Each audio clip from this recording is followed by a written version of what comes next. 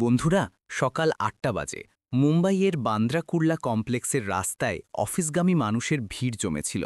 কেউ কেউ মেট্রোর দিকে ছুটছিল, কোথাও রাস্তার পাশে চায়ের দোকানে লোকের জটলা।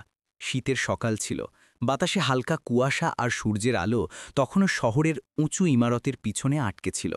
ফুটপাথের কিনারায় দাঁড়িয়েছিল একটি মেয়ে, নীলম মালহোত্রা। হাতে একটি কালো ফাইল, কাঁধে ব্যাগ আর মুখে উদ্বেগের ছায়া। সে বারবার ঘড়ি দেখছিল, দেরি হয়ে গেলে হয়তো এই সুযোগটাও হাতছাড়া হয়ে যাবে। নিজের মনে সে বিড়বিড় করে বলল এবং সামনে থেকে আসা একটি অটোরিকশার দিকে হাত তুলল। অটো থামুন ভাইয়া। অটো থামল। ড্রাইভার পিছন ফিরে বলল, কোথায় যাবেন দিদি? নীলম তাড়াতাড়ি বলল, কুর্লা, নেক্সটেক টেকনোলজিস। বসুন, ড্রাইভার বলল, আর অটো ধীরে ধীরে ভিড়ের মধ্যে মিশে গেল। রাস্তায় গাড়ির লম্বা লাইন ছিল, সবাই যেন সময়ের সঙ্গে লড়ছিল। কিন্তু নীলমের লড়াই ছিল অন্যরকম। সে তার অতীত, ভাগ্য আর ভয়ের সঙ্গে লড়ছিল। ৬ মাস ধরে সে বেকার। প্রতিটি ইন্টারভিউ, প্রতিটি ফোন কল শুধু আশায় থেকে যেত।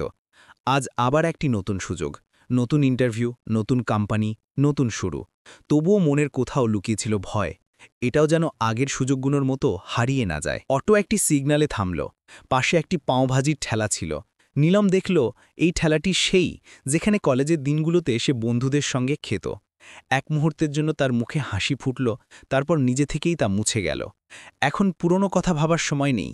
সে ধীরে বলল এবং মাথা নিচু করল। সিগন্যাল সবুজ হল, অটো চলতে শুরু করল। নীলম অটোর কাঁচে নিজের প্রতিবিম্ব দেখল। সামান্য মেকআপ ঠিক করল, ফাইল বুকে চেপে ধরল এবং নিজেকে বলল, সব ঠিক হবে নীলম, সব ঠিক হবে। কিছুক্ষণ পর অটো একটি কাঁচের উঁচু ভবনের সামনে থামল। নেক্সটেক টেকনোলজিস। লোকেরা ল্যাপটপ ব্যাগ নিয়ে ভিতরে ঢুকছিল। কারো ইন্টারভিউ, কারো মিটিং। প্রতিটি মুখ যেন নতুন একটি যাত্রায় বেরিয়েছিল। এটাই তো না দিদি? হ্যাঁ ভাইয়া। কত হলো? ১২০। নীলম টাকা বের করল। রাখুন ভাইয়া, শুভদিন আপনারও হোক, সে হেসে বলল। নীলম গভীর শ্বাস নিল এবং ভবনের ভিতরে ঢুকে গেল। রিসেপশনে গিয়ে বলল, হ্যালো, আমি নীলম মালহোত্রা, ইন্টারভিউয়ের জন্য এসেছি। রিসেপশনিস্ট হেসে বলল, নিশ্চয়ই ম্যাম, ৫ মিনিট অপেক্ষা করুন। আপনার ইন্টারভিউ আমাদের সিইও নেবেন, অর্জুন সিং। এই নামটি শুনতেই নীলমের ভিতর সবকিছু যেন স্থির হয়ে গেল। শ্বাস দ্রুত হল, হাত কাঁপছিল, চোখ শূন্য। সে ধীরে ধীরে চেয়ারে বসে পড়ল। অর্জুন সিং। ৪ বছর আগে এই নামটিই ছিল তার হৃদস্পন্দন। আর আজ সেই নাম আবার তার সামনে, শুধু সম্পর্ক বদলে গিয়েছিল। ম্যাম, অর্জুন স্যার ডাকছেন। রিসেপশনিস্টের আওয়াজে সে বাস্তবে ফিরল। সে ফাইল তুলে নিল, ব্যাগ ঠিক করল এবং কনফারেন্স রুমের দিকে এগিয়ে গেল। দরজা খুলল। ভিতরে অর্জুন ছিল, স্যুটে সজ্জিত, পরিচ্ছন্ন চেহারা, চোখে আত্মবিশ্বাস আর একটু কঠোরতা। সে সেই একই ছিল, কিন্তু এখন অন্য কেউ মনে হচ্ছিল। নীলম ধীরে ধীরে এগিয়ে গেল এবং সামনের চেয়ারে বসল। অর্জুন ফাইল তুলে ধরল, উপরে না তাকিয়ে বলল, বসুন মিস নীলম মালহোত্রা। সে বসে গেল। কিছুক্ষণ ঘরে শুধু নীরবতা। তারপর অর্জুন কথা শুরু করল। তো নীলম মালহোত্রা, আপনার ৩ বছরের অভিজ্ঞতা আছে? জি স্যার, আমি টেকভিশনের প্রজেক্ট অ্যাসিস্ট্যান্ট ছিলাম, তারপর কোম্পানি বন্ধ হয়ে গেল। আচ্ছা, অর্জুন মাথা নাড়ল। টিম হ্যান্ডেল করার অভিজ্ঞতা? সামান্য আছে স্যার। যদি কোনো প্রজেক্ট সময়ের আগে ডেলিভার করতে হয়, তাহলে আপনি কি করবেন? সময় ব্যবস্থাপনা আর টিমকে উৎসাহিত রাখব স্যার। অর্জুন হালকা হাসল, ফাইল বন্ধ করল এবং প্রথমবার উপরে তাকাল। তাদের চোখাচোখি হল, মাত্র ২ সেকেন্ড। কিন্তু নীলমের মনে হল যেন ৪ বছর ফিরে এসেছে। অর্জুন চোখ নামিয়ে নিল। আপনার কথায় সততা আছে, সে বলল। ঠিক আছে নীলম, আপনি এই চাকরি করতে পারেন। নীলম অবাক হয়ে তাকাল। স্যার, মানে? হ্যাঁ, চাকরিটা আপনার, কাল থেকে জয়েন করতে পারেন। নীলম চুপচাপ মাথা নামাল। ধন্যবাদ স্যার। তার কণ্ঠে সেই পুরনো কম্পন ছিল। সে উঠে দাঁড়াল, ধীরে ধীরে দরজার দিকে এগিয়ে গেল। কিন্তু দরজায় পৌঁছে পা থেমে গেল। পিছন ফিরে দেখল অর্জুন আবার ফাইলে মগ্ন, যেন কিছুই হয়নি। সে বাইরে এলো। লবিতে সেই একই ভিড়, সেই একই লোক, সেই একই কোলাহল। কিন্তু তার ভিতরে সব শান্ত, ভয়, রাগ আর সম্ভবত ভালোবাসাও। লিফটে নামতে নামতে সে নিজেকে বলল, কখনো কখনো জীবন এত নির্মম হয় যে আমাদের সেই মুখটাই আবার দেখায় যার থেকে আমরা পালিয়ে বেড়াচ্ছি। অফিস থেকে সোজা নীলম বাড়ি ফিরল। দরজা খুলে জুতো খুলল এবং কিছু না বলে তার ঘরে চলে গেল। ঘর ছিল নিস্তব্ধ। সে ব্যাগ নামিয়ে রাখল, চুলের ক্লিপ খুলল এবং ধীরে ধীরে আলো নিভিয়ে দিল। অন্ধকার ছড়িয়ে পড়ল। শুধু জানালা দিয়ে আসা হালকা চাঁদের আলো দেওয়ালে ছড়িয়ে পড়ছিল। সে বিছানায় বসে রইল, কিছুক্ষণের জন্য একেবারে চুপ। হৃৎস্পন্দন তখনও দ্রুত ছিল, মুখে সেই একই উদ্বেগ। অর্জুনের মুখ বারবার তার সামনে ভেসে উঠছিল, সেই একই চোখ, সেই একই কণ্ঠ। নীলম বালিশে মাথা রাখল, চোখ বন্ধ করল এবং সবকিছু ধীরে ধীরে অস্পষ্ট হতে লাগল। তার সামনে যেন অতীতের এক একটি পাতা খুলতে লাগল। 4 বছর আগের সেই কথাগুলো, সেই জায়গা, সেই হাসি, সেই মুহূর্ত, যেখানে জীবন অন্যরকম ছিল, যেখানে অর্জুন শুধু একটি নাম নয়, ছিল তার পুরো পৃথিবী। 4 বছর আগের কথা। মুম্বাই বিশ্ববিদ্যালয়ের লনে হালকা রোদ ছড়িয়েছিল। চারপাশে নতুন ছাত্রদের ভিড়, হাসি, উত্তেজনা আর কফির গন্ধ বাতাসে মিশেছিল। এই ভিড়ের মধ্যে হাঁটছিল একটি মেয়ে, নীলম মালহোত্রা, ধনী বাবার একমাত্র মেয়ে। সাদা কুর্তার ওপর হালকা গোলাপি দুপাট্টা, মুখে সরলতা আর চলনে নম্রতা। সে প্রথমবার কলেজে এসেছিল, একটু ঘাবড়ে, একটু উত্তেজিত। ভিড়ের মধ্যে দিয়ে যাওয়ার সময় হঠাৎ কারো সঙ্গে ধাক্কা লাগল। ফাইল পড়ে গেল, কাগজপত্র মাটিতে ছড়িয়ে পড়ল। ওহ সরি, একটি ছেলে ঝুঁকে পড়ল। নীলমও ঝুঁকল। দুজনের হাত একটি কাগজে গিয়ে মিলল। নীলম মাথা তুলল। সামনে অর্জুন সিং, সাধারণ পোশাকে কিন্তু আত্মবিশ্বাসে ভরা চেহারা। সে বলল, আমার ভুল ছিল, মাফ করুন। নীলম হেসে বলল, কোনো সমস্যা নেই, নতুন এসেছেন? সে জিজ্ঞাসা করল। হ্যাঁ, নীলম জবাব দিল, চিনে ফেলেছি। এই ভয়, এই ফাইল আর এই এলোমেলো চুল, ফ্রেশারদের এটাই পরিচয়। দুজনেই হেসে উঠল। ঠিক এখান থেকেই একটি না বলা গল্প শুরু হলো। দিন যেতে লাগল। প্রতিদিন ক্যান্টিনে কোনো না কোনো অজুহাতে অর্জুন চলে আসত, কখনো নোটস চাইতে, কখনো কফি খাওয়ানোর জন্য। ধীরে ধীরে তাদের কথা লম্বা হতে লাগল। একসঙ্গে কাটানো মুহূর্তগুলো গভীর হল। নীলমের মুখে যখনই হাসি আসত, অর্জুনের দিনটা তৈরি হয়ে যেত। নীলম সবসময় বলতো, তুমি খুব ভালো বন্ধু অর্জুন। আর অর্জুন প্রতিবার সে হাসি বজায় রাখত, যা তার মনের কথা লুকিয়ে দিত। সে অনুভব করত যে সে নীলমকে ভালোবাসে, কিন্তু নীলমের জগৎ তার থেকে অনেক আলাদা ছিল। সে থাকত বিলাসবহুল ফ্ল্যাটে, আর অর্জুন ভাড়া করা ছোট্ট একটি ঘরে। তবু সে প্রতিদিন তার হাসির কারণ হওয়ার চেষ্টা করত। ক্লাস শেষে দুজনে লনে বসত। অর্জুন বলতো, নীলম, একদিন আমি কিছু বড় হব, তুমি আমার জন্য গর্ববোধ করবে।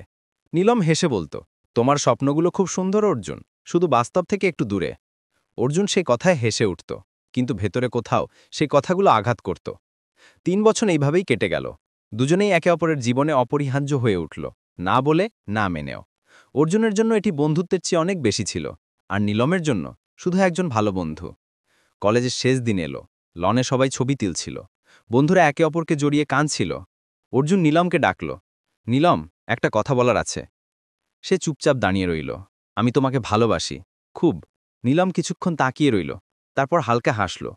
অর্জুন, তুমি ভালো, কিন্তু হয়তো খুব বড় স্বপ্ন দেখেছ। মানে? মানে আমরা বন্ধু ছিলাম আর শুধুই বন্ধু থাকব। আমার বাবা বলেন, জীবনে ক্লাস আর স্ট্যাটাস খুব গুরুত্বপূর্ণ। আমি একজন ব্যবসায়ীর মেয়ে, আর তুমি একজন মধ্যবিত্ত ছিলে। অর্জুনের মুখ ফ্যাকাশে হয়ে গেল। সে কিছু বলতে চাইছিল, কিন্তু কথা গলায় আটকে গেল। নীলম শুধু এটুকু বলল, তোমার জায়গা আমার হৃদয়ে সবসময় বন্ধুর থাকবে, ভালোবাসার নয়। সে চলে গেল। অর্জুন সেখানেই দাঁড়িয়ে রইল, হাত পকেটে, চোখে জল, আর ঠোঁটে সেই হাসি যা এখন শুধু কষ্ট লুকানোর জন্য ছিল। সেই দিনের পর দুজনে আর কখনো দেখা করেনি। অর্জুন নিজেকে কাজে ডুবিয়ে দিল, আর নীলম তার পরিবারের ইচ্ছে অনুসারে কর্পোরেট জগতে প্রবেশ করল। নীলম ধীরে ধীরে চোখ খুলল। ঘরের আলো তখনও বন্ধ ছিল, কিন্তু মনের ভেতরের অন্ধকার অনেক বেড়ে গিয়েছিল। সে বিছানা থেকে উঠল, আয়নায় নিজেকে দেখল। এখন আমি সেই নীলম নই, সে বলল, যে কারো কথায় ভেঙে পড়বে। পরের দিন সকালে ঠান্ডা বাতাসের মাঝে নীলম আবার সেই নেক্সটেক টেকনোলজিস ভবনের বাইরে দাঁড়িয়েছিল। এবার তার পদক্ষেপে কোনো দ্বিধা ছিল না, ছিল দৃঢ়তা। রিসেপশনে হেসে বলল, শুভ সকাল ম্যাম। রিসেপশনিস্ট বলল, শুভ সকাল ম্যাম। নীলম বলল, আজ থেকে আমি জয়েন করছি। সে লিফটে উঠল এবং মনে মনে একটি কথা পুনরাবৃত্তি করল, এখন অতীত নয়, শুধু কাজ আর নিজের পরিচয়। লিফট ধীরে ধীরে উপরে উঠছিল। প্রতিটি ফ্লোরের সাথে তার ভেতর থেকে কিছু না কিছু বেরিয়ে যাচ্ছিল। ঘাবড়ে যাওয়া, ভয় আর সেই স্মৃতিগুলো যা তাকে দুর্বল করত। এখন শুধু নীলম ছিল, পেশাদার, আত্মবিশ্বাসী আর নতুন শুরুর জন্য প্রস্তুত। লিফট খুলল, সে পা বাড়ালেও এবং নিজের কেবিনের দিকে চলে গেল। টেবিলে তার নাম লেখা ছিল Neelam Malhotra, project lead, client communication. সে কিছুক্ষণ দাঁড়িয়ে রইল, তারপর হাসল। হ্যাঁ, এখন এটাই আমার জগৎ। সকালের মিটিং শুরু হলো। টিমের কিছু লোক তাকে স্বাগত জানাতে এলো। নীলম সবাইকে বিনয়ের সাথে নমস্কার করল। সে এখন প্রতিটি কথা ভেবে চিনতে বলছিল, না বেশি না কম। কনফারেন্স রুমে অর্জুন আগেই উপস্থিত ছিল। তার দৃষ্টি সোজা ছিল, কিন্তু তাতে এখন আর সেই পুরনো কম্পন ছিল না, ছিল শুধু একজন সিইওর স্থিরতা। লেট স্টার্ট, অর্জুন বলল। নীলম স্লাইড খুলল। কণ্ঠে আত্মবিশ্বাস ছিল, কিন্তু হৃদয়ের কোনো এক কোণে অতীতের কোনো প্রান্ত তখনও ঝিকমিক করছিল। প্রেজেন্টেশন শেষ হল। অর্জুন বলল, গুড জব মিস মাহলোত্রা। শুধু এটুকুই, কিন্তু নীলমের জন্য এই শব্দগুলো যেন কোনো পুরনো পরিচয়ের পুনর্জন্মের মতো ছিল। দিন ধীরে ধীরে কাটতে লাগল। অফিসের রুটিন, রিপোর্ট, মিটিং সব একতালে চলছিল। অর্জুন আর নীলমের মধ্যে কথা এখন শুধু কাজ পর্যন্তই সীমাবদ্ধ ছিল, কিন্তু তাদের নীরবতার মধ্যেও একটা ইতিহাস লুকিয়েছিল। কখনো কোনো প্রজেক্ট চলাকালীন যখন দুজনের মতামত ভিন্ন হতো, তখন ঘরটা থমকে যেত, যেন বাতাসও জানত যে এই দুজন মানুষ একসময় একে অপরের হৃৎস্পন্দন ছিল। এক সন্ধ্যায় নীলম দেরি করে অফিস থেকে বেরোল। সবাই চলে গিয়েছিল। সে তার রিপোর্ট টাইপ করছিল। ঠিক তখনই দরজায় টোকা পড়ল। অর্জুন ছিল। এখনও এখানে? জি স্যার, রিপোর্টটি অসম্পূর্ণ ছিল। এত কঠোর পরিশ্রম কেন? কারণ এখন আর কোনো ভুল করার অবকাশ নেই। অর্জুন কিছুক্ষণ তার দিকে তাকালো, তারপর হালকা স্বরে বলল, তুমি খুব পাল্টে গেছো নীলম। নীলম হেসে বলল, সময় সবাইকে পাল্টে দেয় স্যার। অর্জুন চুপ রইল। সে চলে গেল, কিন্তু তার কথাগুলো নীলমের মনে রয়ে গেল। তুমি খুব পাল্টে গেছ। রাতে বাড়ি ফেরার সময় নীলম নিজেকে বলল, হ্যাঁ, পাল্টে তো গেছি। একসময় কারো কারণে ভেঙে গিয়েছিলাম, এখন নিজেই নিজের কারণে তৈরি হয়েছি। পরের দিন সকালে নীলম একটি নতুন অ্যাসাইনমেন্ট পেল। ক্লায়েন্ট মিটিংয়ের প্রেজেন্টেশন তাকেই নেতৃত্ব দিতে হবে। এটি সেই প্রজেক্ট ছিল যার উপর কোম্পানির সুনাম নির্ভর করছিল। অর্জুন নিজেই তাকে ডেকে বলল, এবার তুমি বলবে, আমার ভরসা আছে তুমি এটা সামলে নিতে পারবে। নীলম হালকা হাসল, আমি আমার পুরোপুরি চেষ্টা করব স্যার। পরের দিন কনফারেন্স হলে মিটিং শুরু হলো। ক্লায়েন্টরা সামনে বসেছিল। নীলম স্লাইড খুলল। কণ্ঠে স্থিরতার সাথে আত্মবিশ্বাস ছিল। সে পুরো প্রজেক্টের উপস্থাপনা এমনভাবে দিল যে প্রতিটি লাইনে কঠোর পরিশ্রম আর সততা প্রতিফলিত হচ্ছিল। সবার মুখে সন্তুষ্টি ছিল। অর্জুন শুধু মাথা নাড়ল। সে হাসেনি, কিন্তু নীলম বুঝতে পারল যে সে অনুমোদন দিয়েছে। মিটিং শেষ হলে হাততালি পড়ল। লোকেরা তাকে অভিনন্দন জানাতে লাগল, কিন্তু নীলমের চোখ শুধু একটা চেহারায় স্থির ছিল। সেই চেহারা তখনও শান্ত ছিল, কিন্তু হয়তো তার চোখে কোনো না বলা গর্ব ছিল। সেই সন্ধ্যায় যখন সবাই চলে গিয়েছিল, নীলম ফাইল গুছোচ্ছিল। ঠিক তখনই পেছন থেকে আওয়াজ এলো, কফি খাবে? সে ঘুরে দেখল, অর্জুন ছিল। প্রথমবার সে তাকে এমন সহজ স্বরে কিছু বলতে শুনল। জি। মিটিংয়ের পর সাধারণত মানুষ একটু আরাম করে, তুমি তো সোজা কাজে লেগে গেলে। নীলম ধীরে ধীরে বলল, এখন অভ্যেস হয়ে গেছে স্যার, কাজই আমার শান্তি। অর্জুন মাথা নিচু করল। শান্তি কি কাজে মেলে, নাকি নিজের কাজ থেকে পালানোর মধ্যে? সেই প্রশ্নটি নীলমের হৃদয়ে গেথে গেল। সে কিছুক্ষণ চুপ রইল, তারপর বলল, হয়তো দুটোতেই কিছুটা স্যার। অর্জুন হাসল। কাল সকালের মধ্যে ফাইনাল রিপোর্ট দিয়ে দিও। সে চলে গেল, কিন্তু প্রথমবারের মতো তার হাসিতে নীলম সেই পুরনো উষ্ণতা অনুভব করল, যা 4 বছর আগে তার প্রতিটি শুভকামনায় থাকত। রাতে নীলম অনেক রাত পর্যন্ত ঘুমাতে পারল না। সে ছাদের দিকে তাকিয়ে রইল, ভাবছিল, সময় কি সত্যিই সবকিছু পাল্টে দেয়, নাকি শুধু সম্পর্কের নাম পাল্টে যায়, অনুভূতিগুলো একই থেকে যায়। পরের দিন সকালে যখন সে অফিসে পৌঁছাল, দরজার কাছে অর্জুন দাঁড়িয়েছিল। শুভ সকাল মিস মালহোত্রা, সে বলল। শুভ সকাল স্যার, নীলম উত্তর দিল। আজ মিটিং তাড়াতাড়ি, এবং তারপর লাঞ্চ আমার পক্ষ থেকে। নীলম চমকে উঠল, স্যার? অর্জুন শুধু হাসল। একজন সিইও কখনো কোনো স্টাফকে লাঞ্চে ডাকে না, কিন্তু একজন পুরনো বন্ধু হয়তো ডাকতে পারে। নীলম চুপ রইল। হৃদয়ে হালকা কিছু কেঁপে উঠল। সময় দুজনকে আলাদা পথে পাঠিয়েছিল, কিন্তু হয়তো এখন জীবন আবার তাদের কোনো মোড়ে মুখোমুখি নিয়ে আসছিল, যেখানে প্রশ্ন একই ছিল, শুধু উত্তরগুলো নতুন হবার অপেক্ষায় ছিল। নীলমের আঙুলগুলো টেবিলে রাখা ফাইলে স্থির ছিল, কিন্তু মন অন্য কোথাও ঘুরছিল। অর্জুনের লাঞ্চ আমার পক্ষ থেকে বলা কথাটি তার কানে বারবার প্রতিধ্বনিত হচ্ছিল। সে বুঝতে পারছিল না এটি কি একজন সিইও এর আনুষ্ঠানিক আমন্ত্রণ, নাকি 4 বছর পুরনো কোনো অপূর্ণ সম্পর্কের আহ্বান। মধ্যাহ্নভোজের বিরতিতে যখন দুজনে ক্যাফেতে পৌঁছাল, অর্জুন জানালার পাশের আসনটি বেছে নিল। দুজনের মধ্যে সেই একই পুরনো নীরবতা ছিল, যা একসময় অনেক কিছু বলত। এখন শুধু বলার অপেক্ষায় ছিল। কেমন আছো নীলাম? অর্জুন অবশেষে জিজ্ঞাসা করল। নীলাম হাসল। ভালো আছি। কাজ ভালো চলছে? আর মন? নীলম তার চোখের দিকে তাকাল। সেই প্রশ্নটি কোনো ইন্টারভিউয়ের মতো ছিল না, বরং কোনো অপূর্ণ প্রকাশের মতো লাগছিল। সে চোখ নামিয়ে নিল। এখন তার উপর কাজ বাকি আছে। অর্জুন হালকা হাসল। তুমি আজও সেই নীলমই, পরিষ্কার, সত্যি আর সামান্য একগুঁয়ে। নীলম প্রথমবারের মতো খোলাখুলিভাবে তার দিকে তাকাল। আর তুমি আজও সেই অর্জুন, যে তার কথা হাসির আড়ালে লুকিয়ে রাখে। দুজনের হাসি একে অপরের সাথে মিলিত হল, আর মাঝখানে ছড়িয়ে থাকে নীরবতা যেন গলতে শুরু করল। কিছুক্ষণ পর অর্জুন বলল, নীলম, জীবন আমাদের দুজনকে অনেক দূরে ঘুরিয়ে এনেছে, কিন্তু হয়তো এখন সময় আমাদের একই পথে নিয়ে আসতে চাইছে। নীলম ধীরে ধীরে জিজ্ঞাসা করল, আর যদি সেই পথ আবার কষ্ট পর্যন্ত নিয়ে যায়, তাহলে?